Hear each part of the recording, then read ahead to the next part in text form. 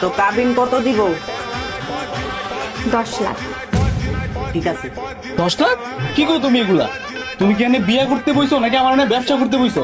কাবিন 10 লাখ টাকা মানে? ব্যবসার কি আছে, 10 লাখ কাবিন হয় না? হইতে পারে, কিন্তু তুমি যখন আমার লগে প্রেম করছো তখন তো কইছো টাকা চাই না, শুধু তোমারে চাই। আর এখন বিয়ে করতে বইয়া তুমি কইতাছো কাবিন 10 লাখ টাকা? আগের কথা বাদই দাও, তুমি যে দল সাপোর্ট করতা, ওই যে ব্রাজিল, সে পারে নাই মাঠে, আর তুমি পারবা কিনা হাটে সেটার সন্দেহ।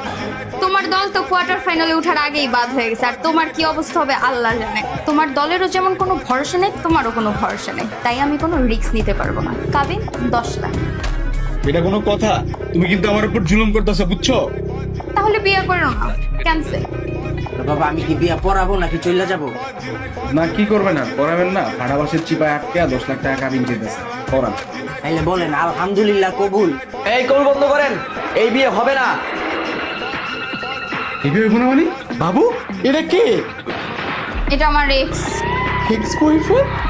তুই এদিকে পয়সা পড়ছস? আমি থাকতে তুমি অন্য কোনো পোলারে বিয়ে করতে পারবা না। আর আমার কি নাই? আমার বাড়ি গাড়ি টাকা পয়সা সবকিছু আছে। তোর বাড়ি আছে, গাড়ি আছে, কিন্তু তোর বাসায় তো গ্যাসের লাইনই নেই। তোর বাসায় যে কি আমি না খায় থাকবো?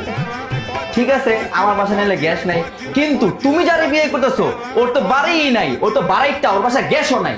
কি তোমার বাসায় গ্যাস নাই? আরে বাবু, আমার বাসায় গ্যাস নেই তো কি?